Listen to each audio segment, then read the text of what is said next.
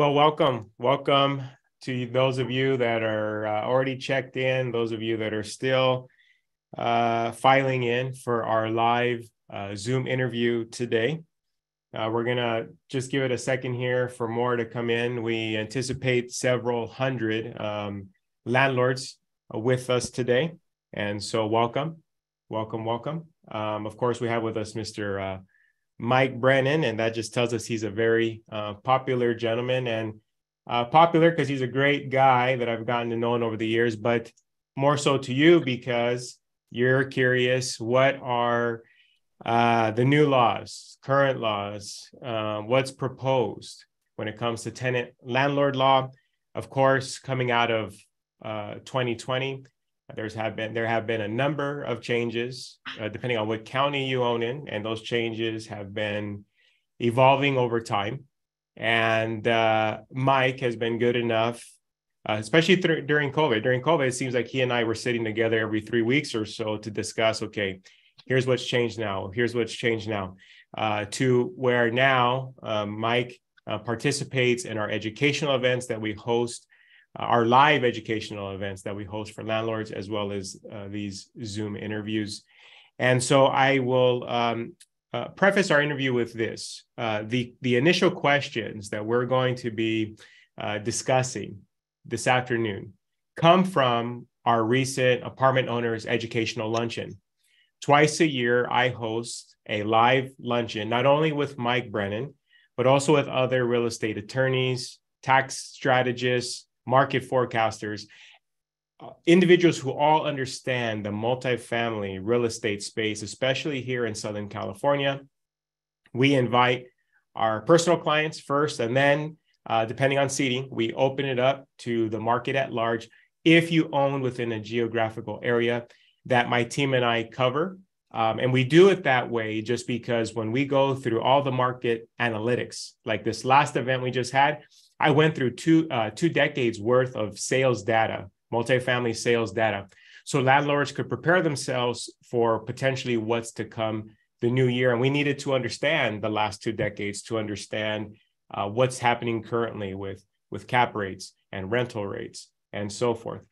So for those of you that are just coming across our information for the first time, again, I am Kris. My company is The Apartment Dealer. And first and foremost, I am an apartment broker. I represent landlords in the purchase and sale of multifamily assets. I've been involved in more than 300 multifamily transactions up to this point. And probably, I think, most important to you is that I'm a landlord as well. My wife and I own a portfolio of multifamily properties that we self-manage. And so that information that we share comes from primarily practicality, not textbook answers, but practicality of being a multifamily investor. And then, of course, the vantage point of being involved in all these multifamily transactions here in Southern California, working with some of the largest multifamily investors. How do those that succeed, where their properties do not own them, they actually own their properties, and they're not owned by their tenants, but that they run a good shop? Well, we've come to dissect those management styles, those strategies, and so a lot of that is on our YouTube channel. But I just share that with you so you can understand, well, how did we get here today? This event is not, or this Zoom interview is not in affiliation with AOA or any of the other apartment associations. Not that they're not good. I'm a member. But just so you understand, this is education that we do first and foremost for our clients and those that own in our geographical area, to ensure that they don't take the position, especially today, of, hey, well, I'm just going to survive in multifamily. No, we want to ensure landlords are going to thrive. If we have to deal with where things are today, I made the comment at our last event that landlords, you and I, have a target on our back, unfortunately, especially when it comes to the politics and so forth of owning multifamily. So if we're going to go through the risk and the time and the energy, the investment of our capital, then on the other side of that, there should be, in my opinion, cash flow, significant cash flow today, appreciation, tax savings, and all the rest that comes with multifamily ownership. And just because, yes, things have gotten difficult, that should not change the fact that there's a great return on what we have invested, our time, our energy, and our money. So let me introduce our special guests today. With us today, we have Mr. Mike Brennan, eviction attorney extraordinaire. Mike represents landlords in several counties here across Southern California. He's also involved in the legislative side of things. So he has the vantage point of knowing what is being dreamed up in Sacramento and amongst all the various counties in terms of when it comes to tenant landlord law. And we're going to build upon the information he shared at our last educational event, answer some questions that we didn't have time to get to at that event that I think are pertinent to all that's going on today. And then, time allowed, we will be taking questions from you, the viewers. For those questions, you're going to want to put those in the chat area. So I'm sorry, not the chat, the Q&A, I believe it is. I'm going to confirm that with my staff here. Matt, if you can confirm, are we going to take questions in the Q&A? Q&A is what they're telling us. So Q&A is where you'll put your questions, but I would say don't start dumping those in as of yet because those might get lost. Let's wait to see what we're going to cover, what Mike shares, and then we will dive in there. Mike, good afternoon, sir. Welcome to the Apartment Dealer Show. Thank you for being with us again. Good morning, Kris. How are you? I'm doing well. Thank you for having me. Okay, our first question here. What are the laws in declining a tenant, whether those be source of income, payment history? Hey, how did those tenants behave during COVID? Did they pay their last landlord? And I know, let me preface all the questions with this. You may own in a city or jurisdiction, a county that has come up with and dreamed up its own rules. Mike today cannot answer specific to your city. So we're going to be speaking, Mike will be answering in broad strokes. As I want to help Mike with that, so he doesn't have to say that each time with, well, it depends where you own, So sorry for that, Mike, but I knew that probably was where you were going to start is, hey, it depends on where you own. Painting in broad strokes, declining a tenant, what's legal? So just for clarity, you're talking about when the tenant actually, prior to being a tenant, they actually apply. So we're talking about declining or rejecting an applicant for tenant, yes, right? All right. So in broad terms, you are allowed to establish rental criteria as long as the rental criteria is non-discriminatory and objective, and it's applied to every single applicant. So, for example, you've got down here source of income. You are not permitted to deny an applicant tenancy based on their source of income as long as the income is from a legal source. So I'll give you two examples. One may seem funny, the other one will be in the gray zone. So if you have an applicant who happens to be a stripper, for example, then her income is legal and you could not deny her application based on her source of income. Now, one that would be on the fence or in the gray zone would be, what if they're an owner of a marijuana dispensary, right? So in California, marijuana has been decriminalized, but on a federal level, it is still a federal criminal offense to distribute marijuana. So that one would be in the gray zone. Essentially, what it boils down to is any source of income that is legal has to be considered. Now, let's talk about Section 8 real quick, because the government is forcing landlords to accept Section 8 through administrative procedures that they're putting in place. What I mean by that is the government cannot force you into a contract. There's a provision in the United States Constitution that says they can't force you to contract with them. So many landlords chose against accepting Section 8. And the government realized that, and I don't want to get too deep into the weeds on this, but the government has its reasons for wanting everybody to take Section 8, mostly that they believe that the economy is turning negative. It's going to be, a lot of people are going to be, you've heard of the living wage, where the government just pays everybody a certain amount of money every month. So that's essentially what's called a voucher program or government assistance. They did not want landlords to be able to turn people down because of government assistance. So what they did was prior to the year 2020, prior to the year 2020, a landlord could look up and legitimately say, I don't accept Section 8. I don't contract with Section 8. In 2020, California voted in a law to include Section 8 and other voucher programs into the definition of source of income.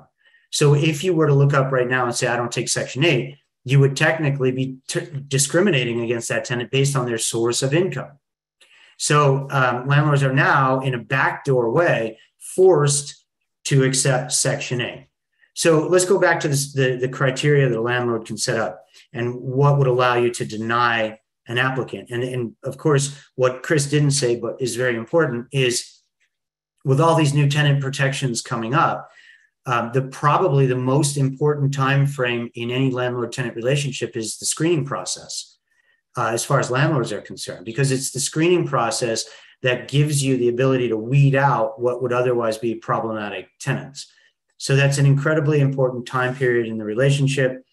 And so landlords are well served to put together a list of their rental criteria. And like I said, as long as it's non-discriminatory and objective and applied to everybody, it's acceptable. So for example, many of my clients choose to use 2.5 to 3 times the rental rate in gross income for the household. So for example, if your rent is $1,000 a month, which I don't know where a rent is $1,000, but let's pretend it's $1,000 to make it easy. The tenant's gross income for the whole household would have to be somewhere in the neighborhood of $2,500 to $3,000 a month.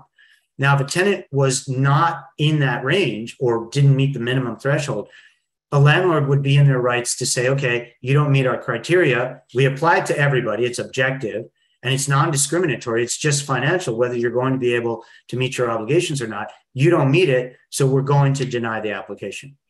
So there's another layer to that a landlord could use. It could be a conditional acceptance. And that conditional acceptance would be, for example, okay, you didn't meet that rental criteria, or you didn't meet a credit score criteria, but if you double up on the security deposit or you get a cosigner, we'll take you. That technically is still a denial. A conditional approval is still considered a denial. And so you would still have to send out the same denial letter you would as if you had just told them, no, we're not going to take you because you don't meet our criteria. So you've got, you can use gross household income to rent as an equation. You can use a certain amount of time that's verifiable on the job. For example, you could say you have to have been at your current job for a year or more. Mm-hmm. You can use good and verifiable tenant history as a basis. So for example, if your last landlord notified us or we contacted them and they said, yeah, during the tenancy, I had to serve them. They were here 2 years and I served them 13 pay or quit notices. That would be an acceptable reason to deny the tenancy or deny the applicant their tenancy request. So there's a lot that a landlord can do. And again, as long as it's objective, non-discriminatory, and applied to every single tenant that applies or every single applicant, then it's almost a free rein. Good way to look at it is there's a lot of protected categories: race, religion, sex, gender. There's about 9 or 10, maybe even 11 or 12 protected categories. The best way to avoid any claim of discrimination is simply close your eyes. Don't even look at the applicant when they're applying. Just tell them, send in their application and apply your criteria. And again, the more time you put in on your due diligence up front here, the more dividends it'll pay down the road. You'll have less problems, less evictions, less headaches, less claims of discrimination. But it's becoming harder and harder. One of the tenant protections that the city of Los Angeles is toying with or tried to get passed, and it didn't actually pass, was doing away with credit reports. In other words, landlords would not be permitted to use a credit report in order to screen their tenant, which obviously your credit report is everything, right? That tells a landlord whether that tenant meets their obligations. The city and the state, in fact, and on a federal level to some degree, is trying to remove the opportunity for landlords to use criminal records as a screening criteria, because in their view that once you've paid your debt to society, that shouldn't be held against you. Although there are some crimes that would directly impact the neighboring tenants on the property. So for example, if an applicant had been convicted of assault or rape or battery or something, even a white collar crime like theft identity. All of those would put your neighboring tenants at risk. And so there's a lot of, I don't have time to go into them today, but there's a lot of hoops the landlord would have to jump through if they were going to use criminal background as a screening criteria. So you've got criminal background screening criteria, you've got credit report screening criteria. Another one that is being tossed around right now is the state actually tried to pass this last year. It didn't pass. I suspect it'll come back in next year's legislative session. They are trying to implement a law that says, regardless of whether the local applicant is more qualified or less qualified, they would hold a priority out of a non-local or an out of the city or an out of the state applicant when it comes to providing housing. So in other words, if two people apply, one's from the state of Idaho and the other is from the city of Los Angeles, and your building is in the city of Los Angeles, you would have to accept the applicant from the city of Los Angeles before you could accept the applicant from Idaho. So as you can see, and just so everybody understands the thought process behind that, the thought process behind that is they want to stabilize housing and they want to keep families together. That's the rationale, keep people close to their family. So they want to give that precedent. But every single one of these in government, I'll call them interventions, limits a landlord's ability to actually put quality tenants in their property. And so that's why it's really important to have a well thought out, I would even go so far as to say written rental criteria. You don't have to have every single one written down that you hand to the tenant, but a good strategy is when somebody applies, you email them your own rental criteria, a bullet point list of the rental criteria, and let them self-screen. Many people, if they don't meet your criteria, are going to just not even apply. And this way, you've sent them the application, you've sent them your own criteria. If they don't apply, then they can't come back and scream that you're discriminating against them. So that's kind of an overview on what goes into tenant screening or applicant screening, and what you can do, what tools you can use, whether accepting them or denying them. Yeah, and I think the key here is that we had a very high success rate of collecting all our rents during COVID or what have you, and that's because we start off with a good tenancy, because we rent to the individuals in person, or we hand out applications in person. And I know that depending on your size of ownership, maybe that's not feasible. But then when it comes to, like you said, credit, income, now we should all remember this term, essential, right? So the individuals that have essential jobs in these things, I mean, there's a lot of things that one should take into consideration so that you don't have the stress of the tenants then, take over the complex and they're running amok. Okay, second question here. Updated rental agreements. You'd be surprised, Mike, that actually this year I sold 2 different apartment buildings for clients, fairly good-sized buildings.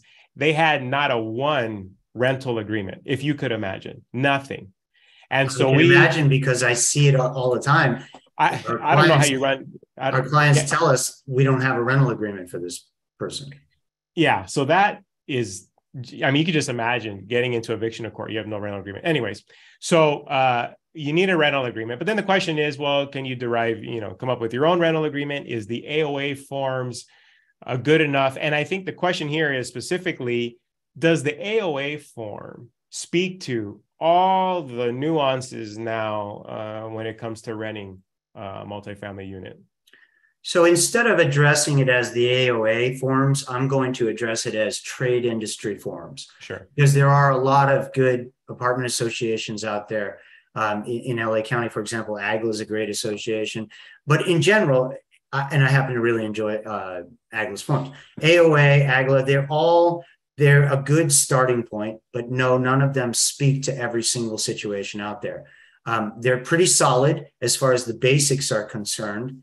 But as we get more tenant protections and as we get more rent control, which we're going to talk about a little bit later, it becomes important that either the landlord or the landlord's attorney who operates in landlord tenant law can craft addendums that do address situations that are outside the scope of the trade industry leases.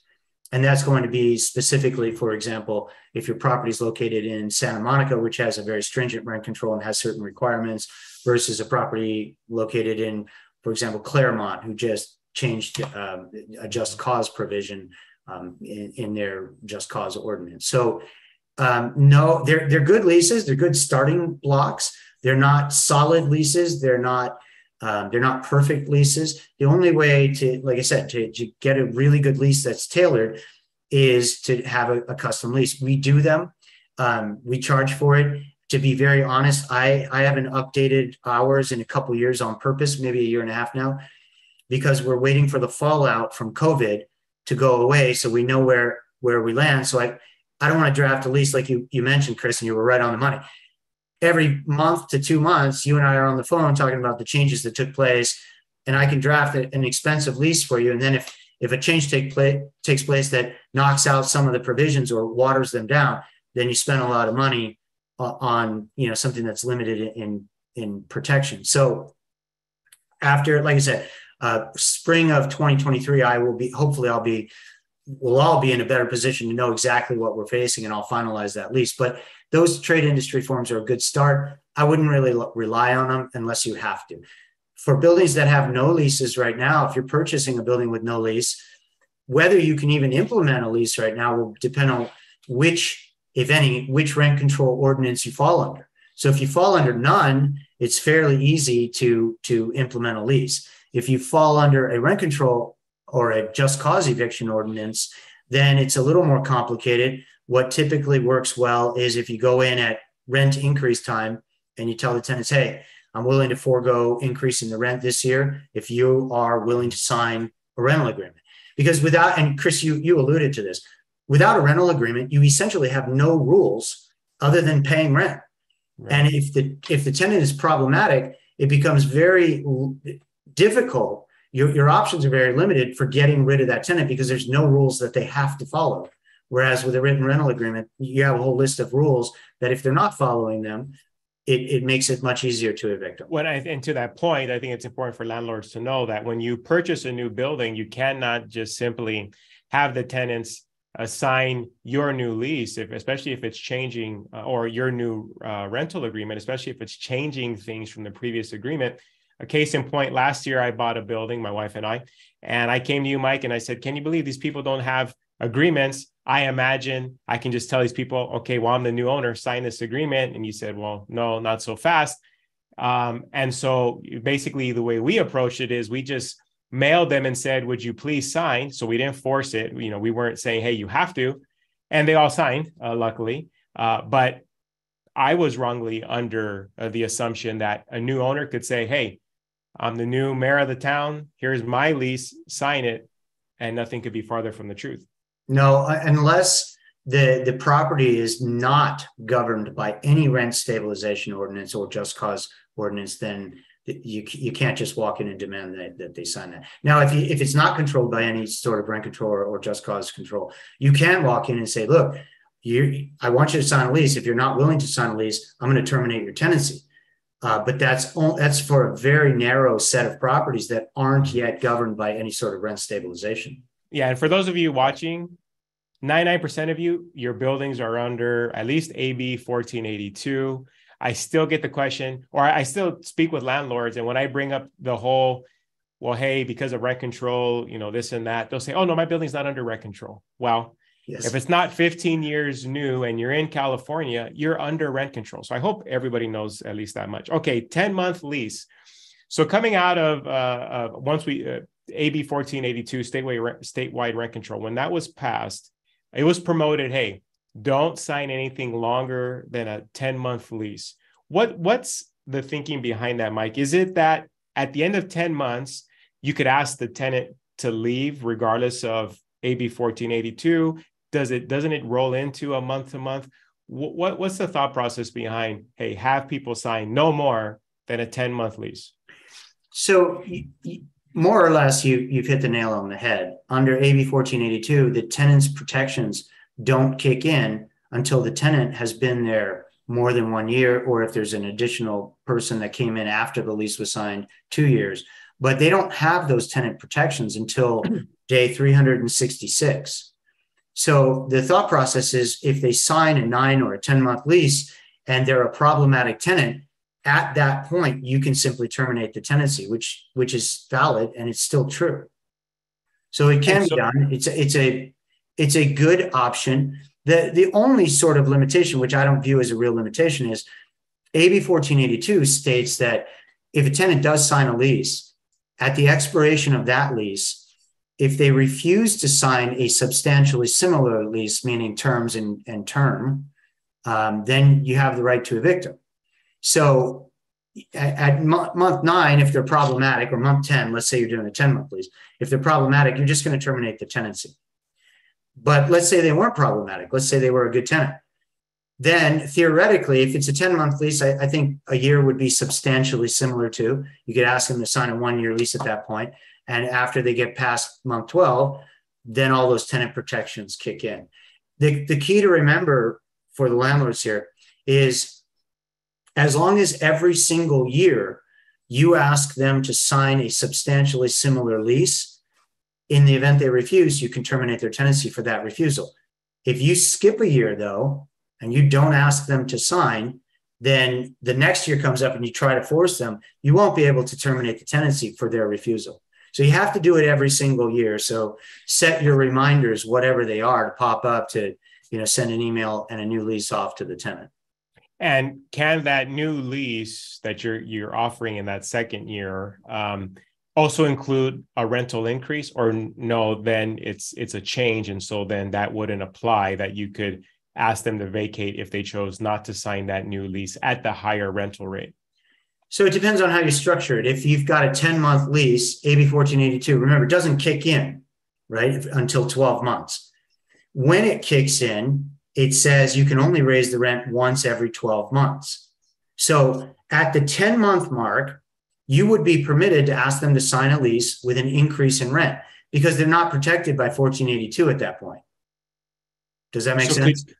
Okay, so I didn't know. So let me ask you this then. If it's a 10-month lease and in the 11th month, over the course of those 11 months, the rental rates in your area have just skyrocketed, can you raise the rent more than the 10% ceiling because they are not protected by AB 1482? On a new lease, yeah, you would be able to because they're not protected.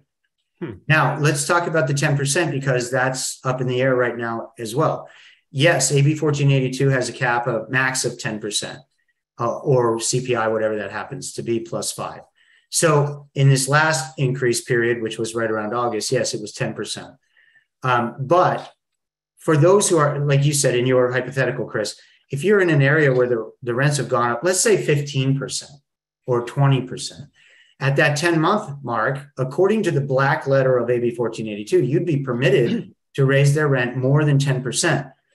You'd be able to go the 15 or the 20 for the new lease that you're going to ask them to sign. Now, here's what landlords should take into consideration.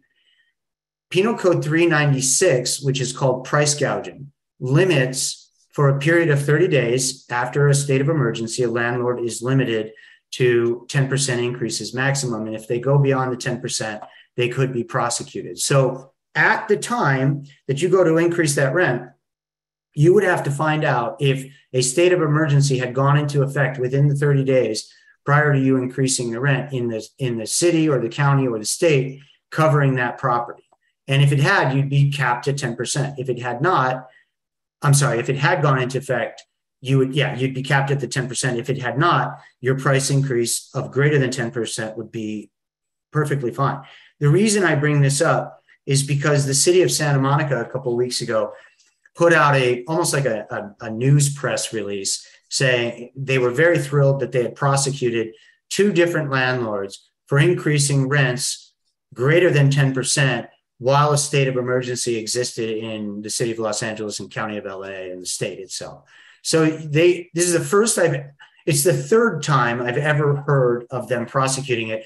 The first time was up in Sonoma a couple of years back where the fires were raging up there and landlords in the surrounding areas were kicking out tenants so they could jack the rents up and really take advantage of the people who were being burned out of their homes.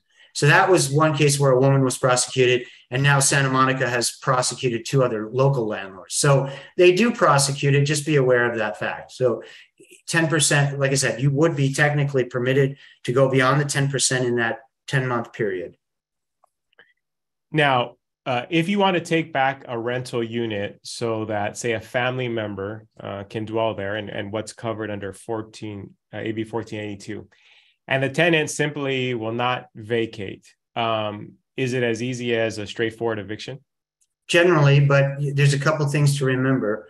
First of all, if your property is controlled by 1482, in order to take a property back for owner occupancy, which is the same thing as putting an immediate family member in, it actually has to state that in your lease, that you have the right to terminate the tenancy. And a tremendous number of leases out there don't have that provision in it because they've been in place since prior to 1482. So the first thing I would encourage landlords to do is a 30-day change in terms of tenancy, notifying their tenants that they do reserve the right. I'm talking about for month-to-month tenants who are no longer on a fixed-term lease. If you have a property that's covered by 1482 and you have month-to-month tenants, do a change in terms of tenancy that states that you reserve the right to terminate the tenancy in order to put a family member in there. Or do. Yeah, this is very key. And the form that we use for our personal rentals, we use Mike's form, the form that Mike and his office have drafted. And I was just in eviction court maybe about a month ago or so, and the case before us was exactly this.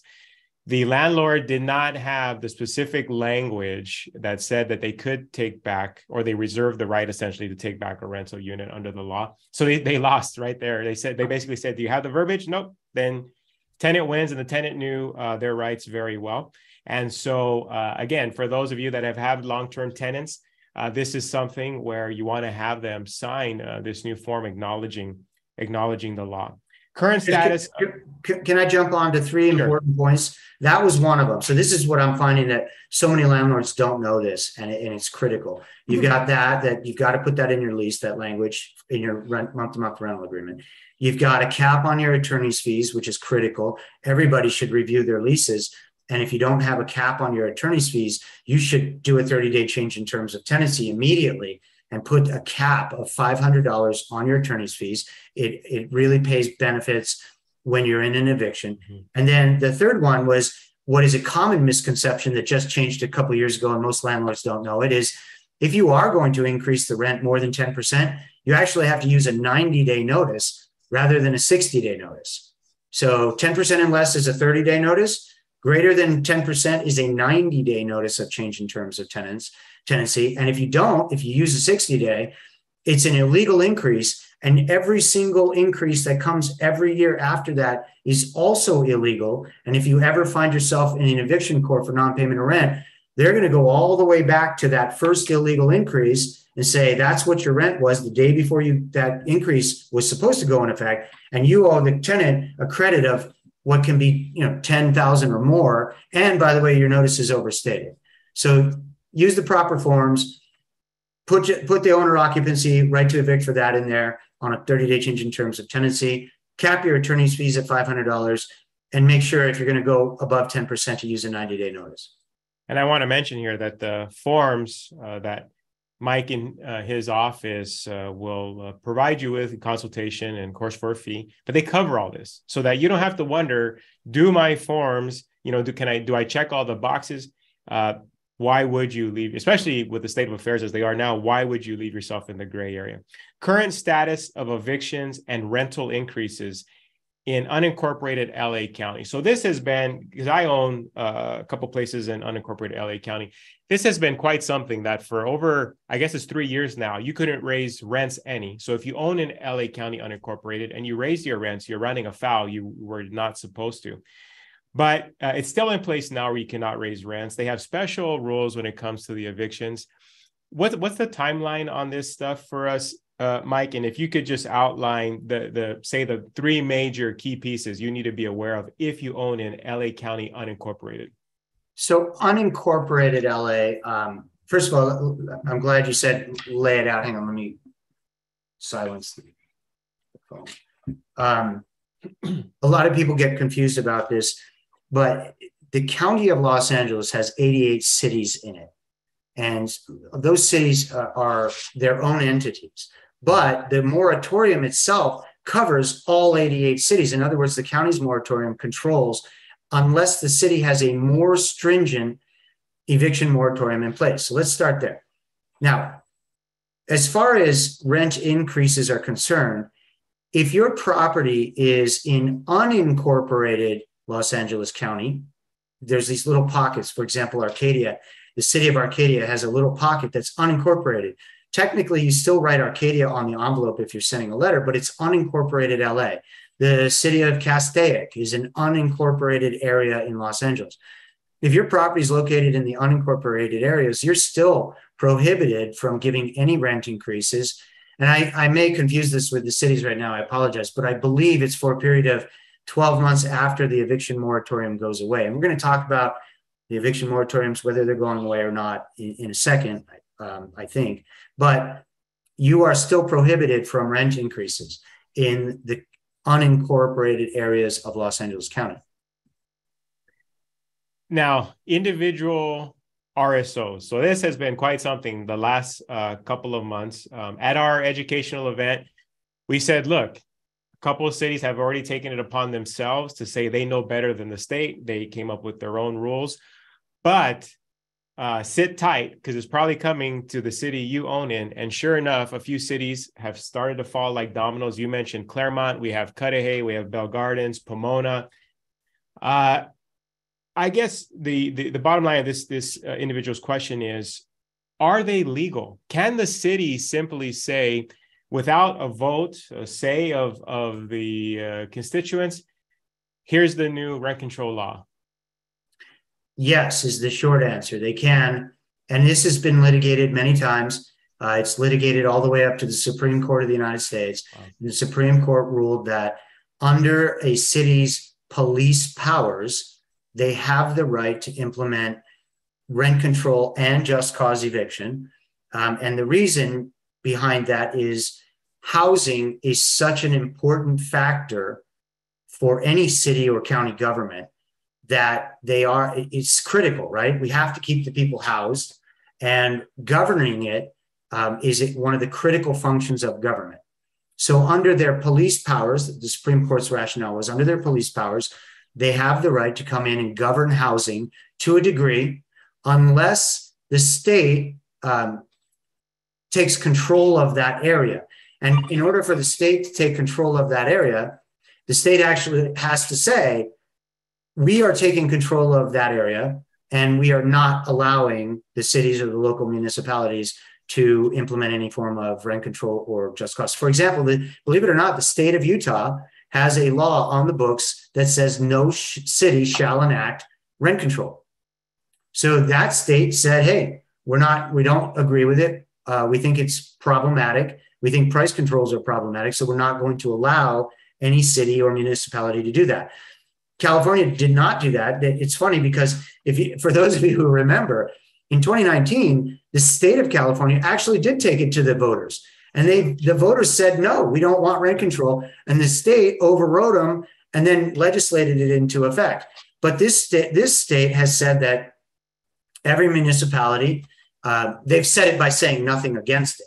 Every municipality has a right to enact its own rent control and just cause eviction control, and to control their own housing issue. And I want to clear something up that's really important for landlords to understand. We use the phrase rent control generically. Rent control is really just what it says: rent control price fixing, right? The other component that is oftentimes included in that catchphrase, rent control, is just cause evictions. Mm-hmm. And the reason it becomes really important is because there are certain laws. For example, Costa-Hawkins has some guidelines on what units can or cannot be controlled by a municipality's rent control ordinance. And for example, it's got to be post-1995 construction. If it is, the city can't enact rent control on it. But what Costa-Hawkins does not govern is just cause evictions. And so, for example, I have a feeling we're going to cross this bridge a little bit later as well. But the city of Los Angeles right now is attempting to implement a tenant protection saying that all rental properties in the city will be subject to the just cause eviction controls, even though they're not subject to the rent stabilization ordinance. So it's important that landlords start to think in two different terms. Rent control is one thing, just cause is another thing. Rent control has more limitations on it. Just cause has almost no limitations on it. And the cities and state and all the municipalities can get a lot more buildings under just cause control than they can under rent control. Now, the surprising thing is that let's go back to when rent control was being passed and then go through COVID 2020 and all these rules were being put in place. As we were holding educational events and so forth, one of the main things, there was an outcry from the landlords saying, well, how come the trade associations aren't doing more? Where is AOA? What the heck are my fees paying for? But the interesting thing is, if you log into these various city meetings that they've had when they're discussing the individual RSOs, rent stabilization ordinances, for example, Claremont at their first meeting, there was many tenants there to state their case of why there needed to be an emergency ordinance in the city. Want to know how many landlords? One. And so that becomes a problem, is that as landlords, we're guilty as well, that if we're not reaching out to those powers that be and are just complaining in the background, but are not being proactive in terms of at least sending an email, doing something to let your voice be heard, well, then all they're hearing from is the tenants. They don't know the other side of the coin. And on our show, we're going to be interviewing one of my clients here soon, Dawn Anderson. 2 points, we're going to outline what she's done with her investments. But second, here just recently, she wrote a very thorough email to all the individuals that are on the board there in Pomona, outlining why just for as many reasons as they think they should be protecting the tenants, well, all the other reasons that they should be protecting the landlords. And I wanted to share what she has as a template. And so we're going to be bringing her on the show because I think it as opposed to saying, well, what good would it do? Mike just said they can legally do this, but you have to let your voice be heard. That's the whole point here of a democracy. Kris, on that note, the city of Boston actually undid its own rent control after they saw the negative impact of it. They actually undid their rent control.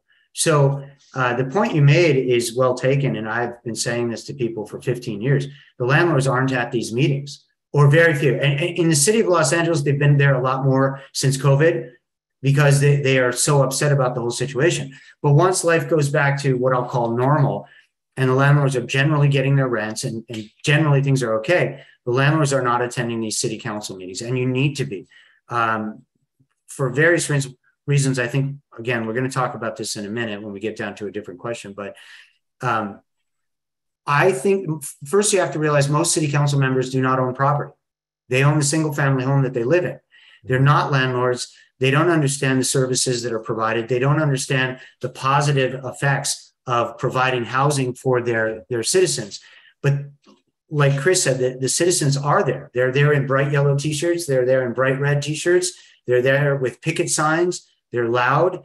And I think it really is time for the landlords to start organizing. Don't rely on the trade associations. The trade associations, by the way, I know for a fact, the trade association that I sit on the board of, which is AGLA, Apartment Association of Greater LA, they are at those meetings. They have what's called a government affairs individual who attends those meetings and comes back and does a write-up as to exactly what took place and then sends that email out to all of their members. So they are at those meetings, but they are not the owners. Having those trade associations there, they don't have the same voice as 20 owners who live in the same, who own buildings in the same area and show up and sign the little card to get up and speak. So for all of your clients out there, Kris, on this call, it's really, really important. You should just build that into your life. Attend at least one city council meeting where your building is located a month and get that city council to know you. Write them letters, not letters screaming at them, yelling at them, telling them what losers they are. You actually have to understand them as well and open a productive dialogue that is friendly, cordial, and just explains the hardships of providing housing to people in this environment. And I think they need to hear from the landlords that, absolutely. probably the number one statement I've heard from clients and landlords we speak with. Kris, I rarely would raise my rents prior to rent control, and I never would do it, say, more than 5%. But ever since the passage of rent control, I'm raising my rents to the maximum, and I'm raising it every year. If they heard enough landlords sharing stories like this, that, hey, it's backfiring, you're doing the exact opposite of what you claim to be doing on behalf of the tenants, maybe they would think twice about some of the way, some of these rules that they're handing out. Let's keep moving, Mike, because we've got plenty here. As of our last educational event, which was October 4th, LA County had voted not that the eviction moratorium was going to come to an end. People misrepresented that. At that point in time, all they had voted to was to get out the literature and get the word out to tenants that it may be expiring. Where are we today with the LA County eviction moratorium? We're in the same exact boat. As far as I know, that's all that's been voted on. The LA City and LA County walk hand in hand. And I'm sure most of the people on the call right now are aware of the shakeup in the city of Los Angeles's city council, which is a pretty serious shakeup. And that can come out either way. But we also have an election coming up, and that's taking the attention of many of the municipal civics leaders. We haven't moved, as far as I'm aware, we haven't moved off of the same spot we were in on October or early October when we had that luncheon. The city has, in fact, voted that they're going to roll out this public awareness program. I haven't seen it rolled out at all. They have not voted on, in fact, we're going to touch on something really important that took place. They have not voted on the third phase. Remember, the county had 3 phase outs, three tiers to their phase out plan. Right. The first 2 tiers, we're in tier 2 right now. The first tier is gone. Most of the first tier was taken up by the state's law. It superseded the county's moratorium. We're currently in phase 2, which runs through December 31st. And then as of January 1st, if they were to vote that phase 3 in, it would take effect through next July, basically. So what happened about 10 days ago is the United States federal court ruled that the county's moratorium is unconstitutional. And so that sounds great to everybody. I'm sure everybody on the call is saying, oh, that's fantastic. We're starting to win. It's a double-edged sword. And what I mean by that is the federal court gave the county until December 1st to either fix the problems that they raised or to abandon that moratorium altogether. So the problems that the federal court raised, they said that the language of the moratorium is confusing. It's vague, it's inarticulate, which is absolutely true. On the one hand, it tells people you're not allowed to evict people. On the other hand, it says the tenants can raise the moratorium as an affirmative defense. Well, you only have affirmative defenses in a lawsuit that includes eviction. So on the one hand, they're telling you can't evict them. On the other hand, they're saying, yes, it's an affirmative defense if you evict them. So it's so confusing that the federal court said, look, this is unenforceable because it's vague. And so you have basically until December 1st to go fix the vagaries in the ordinance or the moratorium. My biggest fear is that if the county doesn't fix them by December 1st, they're not allowed to enforce that moratorium anymore. Now, I want everybody to think back to the summer of 2020 when COVID had just hit. Every single city out there had their own moratorium. And so if the counties, which, as I said at the beginning of this, the county's moratorium controls all 88 cities. If the county's moratorium is unenforceable as of December 1st, theoretically, every city out there has the right to temporarily reenact their own moratorium. And we'll be back to a patchwork of insanity. So, like I said, that's a double-edged sword. If that ruling had come out 4 months earlier, it would have been fantastic, or 2 months later, it would have been fantastic. But bringing it out right now is unfortunate. We'll just have to see what plays out. I think the county is more focused on probably trying to fix the language than they are rolling out, and actually voting on the expiration of the moratorium. So theoretically, it's still in place. Substantial improvement. So we spend a lot of time at our educational event, educating our clients, the attendees. What is substantial improvements? Because under AB 1482, statewide rent control, it is your one way to still be able to give tenants a notice to vacate, assuming you're going to do what they call substantial improvements. I don't want to go through it all here of what is substantial improvement and so forth. I would direct you to our YouTube channel. We have lots of content there. So we're going to assume you know what substantial improvement is. Mike, the likelihood that a tenant chooses to go the distance. So you are going to do substantial improvement. You give them the 60-day notice. You forfeit that last month of rent that you're required to forfeit when you give this 60-day notice. So you as a landlord do everything correctly. Even with your help, what we've done in our own projects is midway of 30 days into that 60 days, we have you draft a letter to the tenants saying, hey, this is for real. The landlords do have essentially legal guidance here. Just know that we will be looking for you to vacate. So that's something we do extra on top of it just to ensure things move slowly. The question here is the likelihood to win in court. How have you seen this play out in the courtrooms? Well, you're a perfect example. I mean, first of all, most people already know this, but most cases settle and they don't actually go to trial. But winning in trial, there's a tremendous number of factors. If everything is structured correctly, meaning your lease has a cap on attorney's fees, you've done your notice correctly, under 1482, the likelihood of winning at a trial is high. The biggest problem people are going to run into, there's two problems. One is Claremont, for example, just temporarily suspended the right to terminate a tenancy based on substantial remodel. It's not a permanent suspension. It's about a 60-day suspension, if I remember correctly. Could be a little longer, but it's not permanent is the key on that. But they did suspend the right to terminate that tenancy. So the challenge is, are your documents in order? Is your attorney's fee provision capped? Do you have the notice of 1482 that your property is subject to 1482 in the lease, or have you served it since then? Is your notice drafted correctly? If all of that aligns, your chances of winning are great because 1482 doesn't have a tremendous amount of requirements. The other problem that you could run into, though, is depending on what city you're in, is you have a lot of tenants' rights law firms. Those are generally fairly easy to navigate.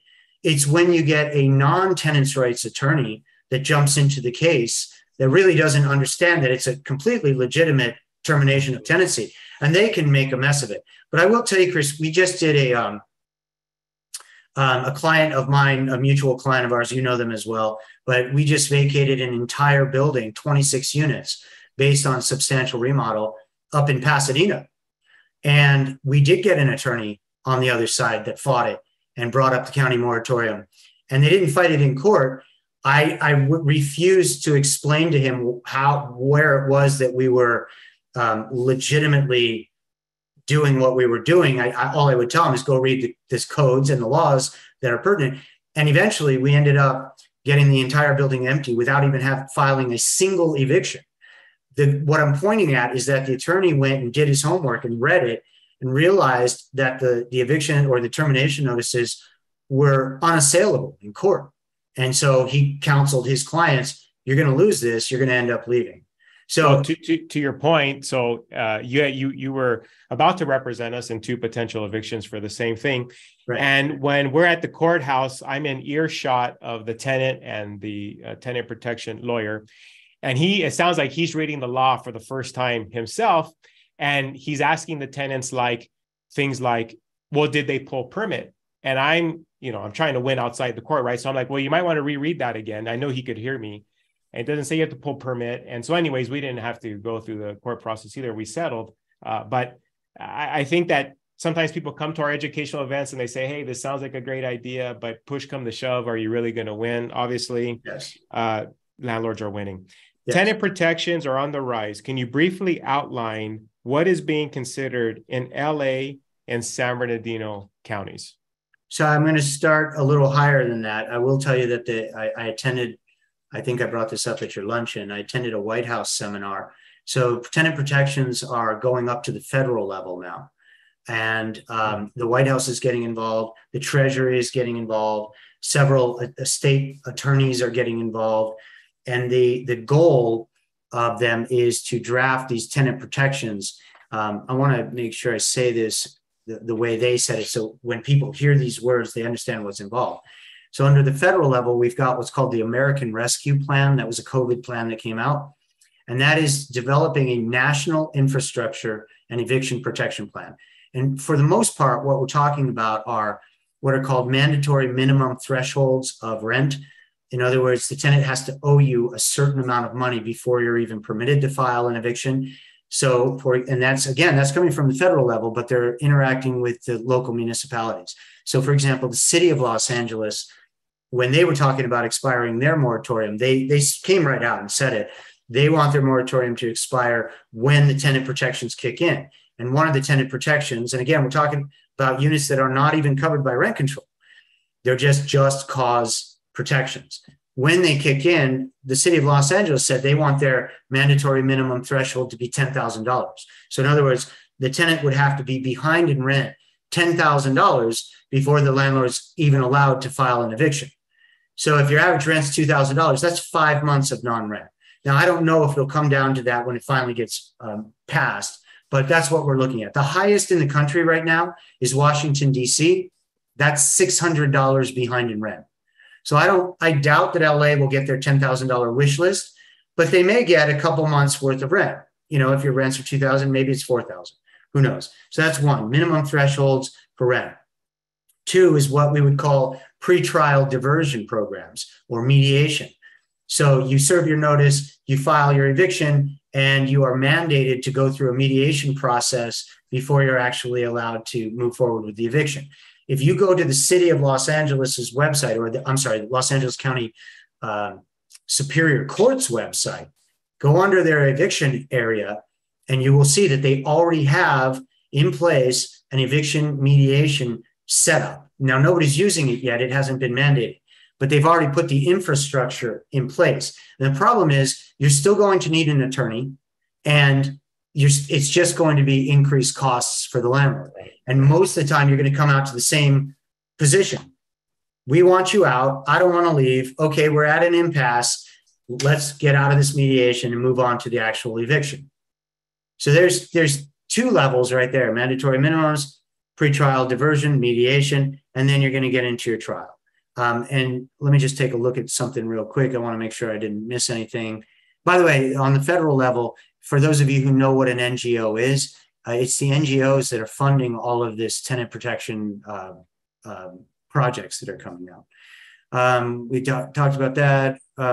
Reduced allowable rent increases. We've all heard about that.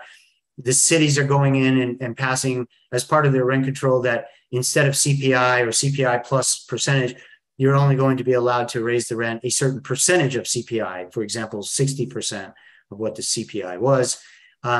Another tenant protection is for those landlords who give rent increases and the tenant can't afford the rent increase. Many cities are toying with the idea that the tenant will be able to terminate their own tenancy, and the landlord will be forced to pay that tenant relocation fees. Now that's a double-edged sword. On the one hand, that's bitter to hear that a city is going to force a landlord to do that. But on the other hand, if you're in a rent-controlled jurisdiction, that would allow you to take your rent to market. So it may be worth it to do it. And then, of course, the most important tenant protection that I've seen coming recently, we've already touched on in this conversation today, is the limitations on screening. So in other words, the limitations on using credit reports, the limitations on using criminal records, that requirement that you accept a local applicant over a non-local applicant. Basically, the municipalities that engage in this type of administrative or bureaucratic red tape are trying to tie the hands of landlords so that landlords really have no say in who rents in their building. And there's a reason behind this. We just don't really have the time to go into all of the details right now. What I will say is many years ago under the Obama administration, you probably heard President Obama talking about this when he was saying, we have a goal of a fully integrated society where It doesn't matter how much money you make. It doesn't matter what your status is. We want you living right next door to everybody. Now, we all know, if you've ever been a landlord, you know that's a recipe for disaster. It doesn't work, just like oil and water don't mix. But that is the government's goal. And so to accomplish that, like I said, these jurisdictions who participate in this, their goal is to implement those kind of limitations on landlords, and they're using these tenant protections to create it. Mike, we have a question here that comes to us live from Ann Lee. Ann writes that she purchased a property 7 years ago with tenants already in place. No one had a copy of the original lease. She was told by tenants and previous owner that the lease was originally under the mother's name because the children were all minors when they moved in. Since then, the children have become adults, but still all reside in the one-bedroom unit, along with even grandchildren. What happens when the mother passes? Can she evict the children, the other tenants that reside in the unit? The short answer is legally yes, but the bigger challenge is going to be, I'd be willing to bet that property is in a rent control jurisdiction, and she doesn't have a lease to prove that the only person named as a lessee was the mother. In general, when all of the named lessees either don't exist or have died, that tenancy is terminated by law. But if she can't prove that the written lease was only in the mother's name, then she's going to face a very difficult time getting rid of those adult children now. Section 8. So let's say this question comes from Jean Almani. I hope I'm saying that right. Jean's asking the question, is a good question, that if, let's say you have Section 8 tenants and they actually approve more than a 10% rent increase, I imagine you're still limited to the 10% ceiling of AB 1482. His property is in Riverside County. So it's interesting. Whether your property is subject to 1482 with a Section 8 tenants is, the last time I checked, it was the state had come out with a statement saying we didn't intend to include Section 8 in those protections. Now, since then, I believe, and I've been dealing with COVID, so I haven't circled back with that. Since then, I think the state has backtracked. And so my position, based on the best knowledge that I have, which is my memory, that AB 1482 did not protect tenants that were under the Section 8 program. You would be permitted to increase it greater than 10%. Now, again, I'm not sure. I seem to recall the state backtracking on that. I don't believe that they passed any legislation to clear that up. And so I wish I had a more solid answer for that individual, but I would have to research it. I know it was an issue. It was an issue that was raised, and I don't think it got cleared up. City of LA. So let's see here. Rental unit is RSO jurisdiction. The tenant was issued an unlawful detainer judgment given. Tenant had to move out this month, pay over $5,000. The tenant didn't move out, didn't pay over the $5,000. Oh no, it says the tenant did move out, but they didn't pay the $5,080 here. But the rental unit was destroyed. Two-part question: is the City of LA financially responsible for the repair, since the city granted tenants to bring unauthorized folks and pets into the unit? Theoretically, cities have different levels of immunity.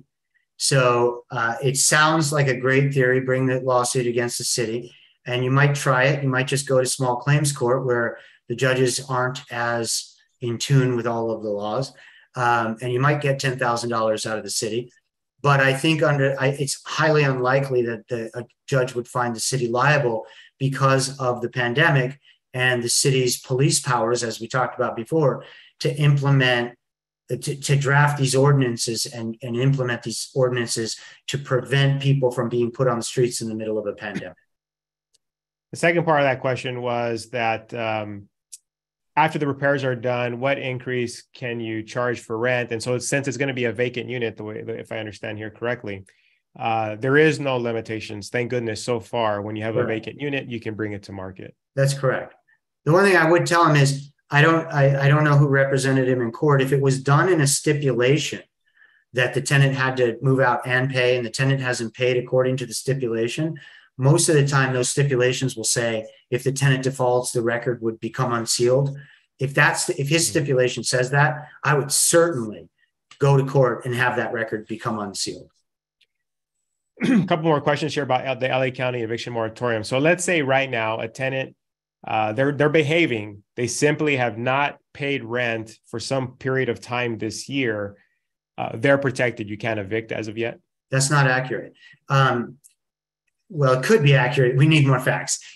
So the way the county's moratorium works is the tenant has an obligation every single month to notify you. It does not have to be in writing, but they do have to notify you. And their notification has to say three things.